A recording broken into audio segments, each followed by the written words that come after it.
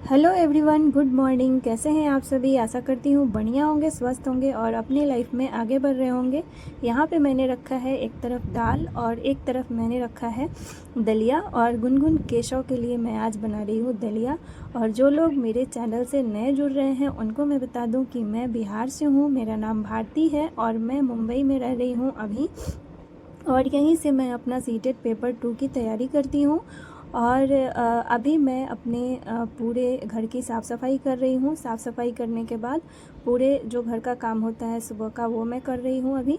और अभी हस्बैंड जी ठाकुर जी जो हैं वो ऑफ़िस चले गए हैं, तो अभी ऑफ़िस जाने के बाद ही मैं ये सब करती हूँ, क्योंकि वो जब रहते हैं तब मैं सो के उठती हूँ और किचन रात को ही साफ़ करके रखती हूँ। सुबह सुबह फटाफट से मैं अपनी स्टडी करती हूँ 6 बजे से 8 बजे तक, और 8 बजे से मैं अपना लंच प्रिपेयर करती हूँ, जिससे मेरा उनका लंच हो जाता है और मेरा जो है वो ब्रेकफास्ट हो जाता है। बच्चों के लिए मैं ब्रेकफास्ट रखी हूँ।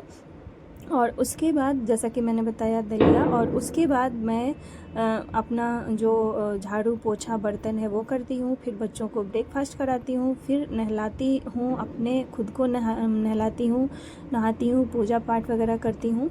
तो ये सब काम मेरे हो गए हैं और उसके बाद मैं यहाँ पे आ गई हूँ। आज एक मैं नई रेसिपी बना रही हूँ, जो कि ये मेरे लिए बिल्कुल ही नया है। मैंने ये माँ के हाथ से खाया हुआ है, लेकिन मैं आज अपने से ट्राई कर रही हूँ और फाइनली मेरा बन गया है। मैं बहुत डर रही थी। ये चावल के आटे का फरा मैं बना रही हूँ और उसमें मैं भर रही हूँ आलू का स्टफिंग। बहुत सुंदर ये मतलब बनता है, टेस्टी बनता है। अब मैं बनाती हूँ, कैसा बनेगा पता नहीं। और आज मैं आप सभी के साथ ना अपना पूरा होल डे रूटीन शेयर करूँगी, पूरा ऑनेस्टली, कि मेरा दिन कैसा रहता है डेली का, और कैसे मैं अपने टाइम को मैनेज करती हूँ अपने स्टडी के लिए। तो मैं यहाँ पे देखिए बन करके मेरा तैयार हो गया है। इसको मैंने गर्म पानी से गूँथा है। आटा को मैंने चावल को मिक्सर में ग्राइंड किया था, उसके बाद गर्म पानी से मतलब उसको गूँथा था। उसके बाद पानी को गर्म करने के बाद मैंने स्टफिंग बनाई।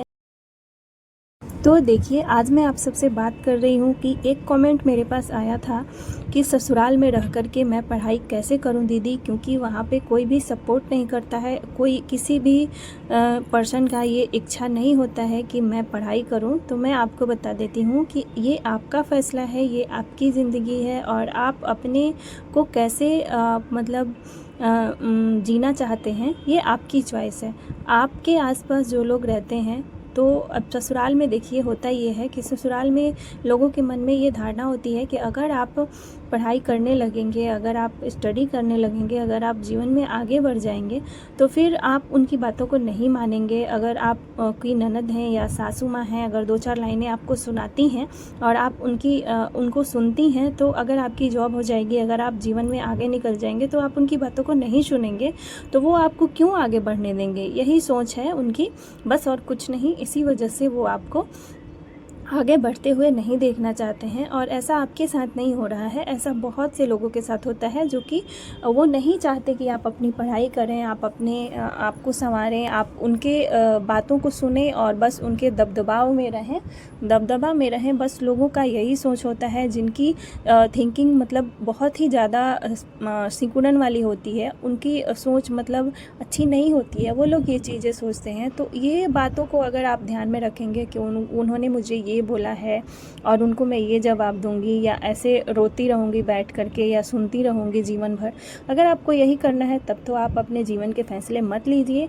अगर आप सोचते हैं कि नहीं, मैं इस लाइफ से निकलना चाहती हूँ और मैं अपने आप को आगे बढ़ाना चाहती हूँ, मैं इस दलदल से बाहर आना चाहती हूँ, तो आप सिर्फ अपने आप फोकस करिए, और आप अपने आप पे फोकस कर करके आप अपने आप को पढ़ाई में यूज करिए। आपका एक एक समय कीमती है, एक एक मिनट कीमती है, क्योंकि जो समय आपने गुजार दिया है, जितने दिन आपको टाइम निकल गया है, वो तो निकल गया। देखो, वो तो चला गया, वो वापस नहीं आने वाला, वो कभी नहीं आएगा जो टाइम आपका निकल गया। लेकिन जो अभी आपके हाथ में है, जहाँ पे आप अभी हो, वहाँ से आपका एक एक क्षण, एक एक मिनट आप आपको टाइम मिलता होगा, जैसे आपको मोबाइल में रील स्क्रॉल करने के लिए आपको जब भी समय मिलता होगा, आप पूरे दिन काम करते होंगे, पूरा टाइम आपके पास काम ही करने के लिए होता होगा, लेकिन हाँ, आप उसमें से समय बचा सकते हैं। जैसे आप ईयरफोन लगा करके वीडियो देख सकते हैं, किसी भी एग्ज़ाम की तैयारी कर सकते हैं, आप अपने लाइफ को चैलेंजिंग बना सकते हैं। वैसे भी आपका एक एक दिन कट रहा है, जा रहा है, आप रोज़ खाते हो, सोते हो, नहाते हो, बाकी के जितने भी रूटीन के काम होते हैं वो आप करते हैं, और बाकी के आपको भरपेट ताना भी सुनने के लिए मिलता है। तो जो समय जब भी कहते हैं ना, जब भी जागो तभी सवेरा, जहाँ से आप शुरुआत करेंगे ना, आप मोटिवेशनल चैनल को देखिए। अब मैं ये नहीं कहती कि आप मुझे ही सुनिए, बहुत से लोग ऐसे होते हैं जिन्होंने बहुत सारी अपने मोटिवेशन की बातें बताई है, वो सारी चीज़ें सुनिए, और ये नहीं कि सुनिए और अपने दिमाग से निकाल दीजिए फिर दूसरी वीडियो देखने लगिए।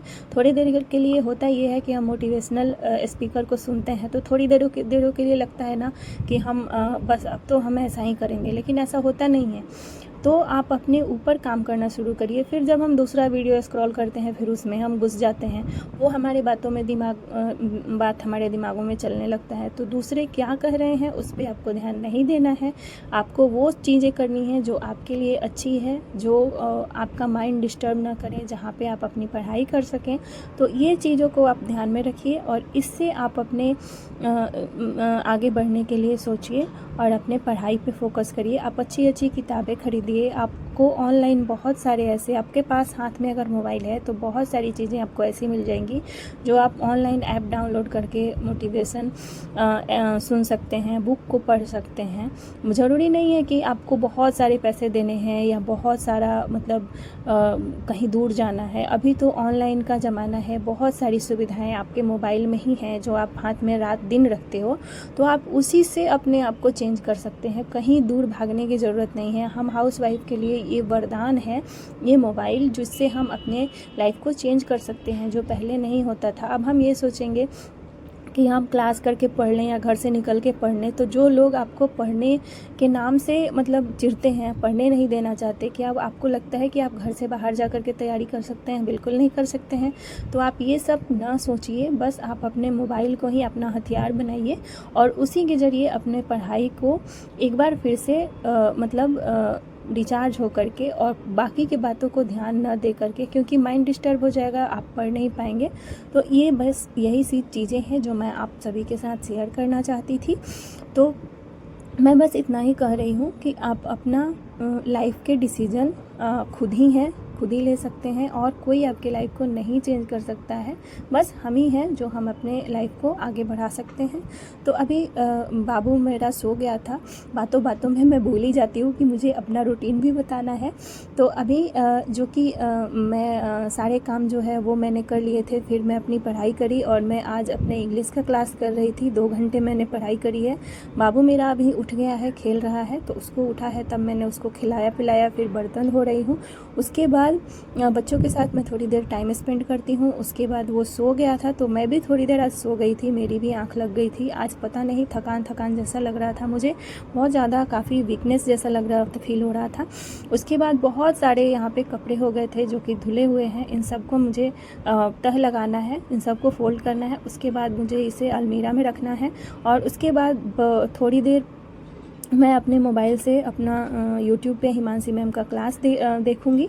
उसके बाद मैं करने के बाद मैं आ गई हूँ यहाँ पे नीचे और यहाँ पे बच्चों को खिलाने के लिए आई हूँ, क्योंकि ना होता ये है कि घर में बच्चे बंद हो करके ना उनका भी थोड़ा सा वो खुला चाहते हैं कि थोड़ा सा ज़्यादा जगह मिले और मैं थोड़ा सा खेलूँ। तो यहाँ पे मैं गुनगुन को लेके आ गई हूँ, वो चला रही है यहाँ पे साइकिल। और यहाँ पे एक कुत्ता भी मिल गया था जिससे इन दोनों ने खेला है, एक डॉगी आ गया था, तो बाबू भी खेल रहा है और गुनगुन भी। इसके बाद मैं चली जाऊँगी घर और उसके बाद मैं अपना जो है खाना पीना बनाऊँगी। फिर रात को 9 बजे इन लोगों को मैं खिला देती हूँ और फिर ये 10 साढ़े 10 बजे तक 11 बजे तक खेलते हैं। उसके बाद मैं उसी टाइम मैं अपने यूट्यूब के ज़रिए मैं अपने कानों में ईयरफोन लगा करके अपना स्टडी करती हूँ 11 बजे से लेकर के 1 बजे तक, कभी कभी 2 बजे तक। तो वो मैं रिकॉर्ड नहीं कर पाती हूँ। तो इसी तरीके से मेरा दिन जाता है रोज़ का। और यहाँ पे देखिए, यहाँ पे जो है ना गुनगुन के पापा आ गए थे ऑफिस से और यहाँ पे उसके लिए लाए थे बहुत ही अच्छा सामान जो कि मैं आप सबको दिखा रही हूँ। और देखो इस पे ये बन जाएगा, ठीक है। और इसका तुमको फोटो बनाना है अब, ठीक है। पापा लेकिन इसका फोटो। हाँ स्केच दिया। और सुनो इस- इसको देखो, इसको घुमाओगे तो ये बदल जाएगा हाथी। अब इसका बनाना है हाथी के बाद फिर इसका बंदर का बनाना है, पहले और फिर ऐसे बनाना है, पहले पेंसिल फिर से ऐसे, बनाना है, पहले पेंसिल से ऐसे, इसका बनाना है, उसके बाद पेंटिंग फिर करना ऐसे, है। और फिर इसको निकाल देना है, फिर इसको लगाना है। फिर इसके बारे में सिखाता हूँ तुमको। लेकिन इसके हाथ भी हिलते हैं, ये देखो।